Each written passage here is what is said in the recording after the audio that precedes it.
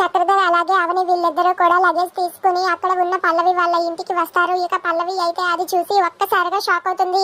ఇక అవని చక్రధర్ వాళ్ళిద్దరూ కూడా అలా లోపలికి వస్తూ ఉంటే అది చూసి పల్లవి అయితే ఆగండి, మిమ్మల్ని రావద్దని అన్నాను కదా, ఎందుకు వస్తున్నారు, అసలు మీరు ఎందుకు ఈ ఇంటికి వస్తున్నారు, మీరు ఇంట్లో ఉండడానికి వీలు లేదు, వెళ్ళిపోండి, మీరు వస్తే నేను ఊరుకునే ప్రసక్తే లేదు, వెళ్ళండి అని చెప్పి పల్లవి అయితే చాలా గట్టిగా అంటుంది. అయినా సరే అవని అలాగే అక్కడే ఉన్న చక్రధర్ వీళ్ళిద్దరూ కూడా ఆ భరత్ మాట వినకుండా వాళ్ళైతే లోపలికి అడుగు పెట్టి వచ్చేస్తారు. దాంతో అక్కడ ఉన్న భరత్ అయితే ఇలా అంటూ ఉంటాడు, అసలు మీరు ఏమనుకుంటున్నారు, పల్లవి సిస్టర్ వద్దని చెప్పింది కదా, అయినా సరే మీరు లోపలికి రావడం ఏంటి, పల్లవి సిస్టర్ వద్దని చెప్పింది కదా, మీరు బయటికి వెళ్ళిపోండి, మీరు ఇంట్లో ఉండటానికి వీల్లేదు అని చెప్పి భరత్ అంటాడు.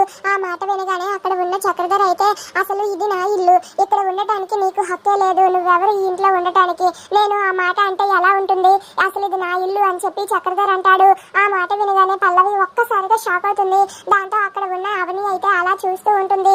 ఇంతలో పల్లవి అయితే ఇలా అంటూ ఉంటుంది, మీరు మా మామ్ని కాదనుకుని వెళ్ళిపోయారు, వెళ్ళిపోయిన వాళ్ళు వెళ్ళిపోయినట్టు ఉండండి, మళ్ళీ తిరిగి ఎందుకు వస్తున్నారు అని చెప్పి అక్కడ ఉన్న పల్లవి అంటూ ఉంటుంది. దాంతో చక్రధర్ అయితే నువ్వు ఏం మాట్లాడుతున్నావో అర్థమవుతుందా, ఇది నా ఇల్లు, నా ఇంట్లో మీరుంటున్నారు, అది అర్థం చేసుకోండి అని చెప్పి చక్రధర్ అంటాడు. దాంతో పల్లవి అయితే ఒక్కసారిగా నోరు మూసుకొని ఉండిపోతుంది. ఇక అవని అయితే నేను మా నాన్న ఇక్కడే ఉంటాం, మేము నువ్వేం చేస్తున్నావో ప్రతిదీ కూడా మా కళ్ళారా చూసి చెవులారా వింటాము, మేము మీతో పాటు కలిసి ఇక్కడే ఉంటాం, నువ్వేం చేసుకుంటావో చేసుకో అని చెప్పి అవని పల్లవితో అంటుంది. ఆ మాట విని పల్లవి, భరత్, అక్కడే ఉన్న ప్రణతి వీళ్ళందరూ కూడా ఒక్కసారిగా షాక్ అయ్యి అలా ఉండిపోతారు.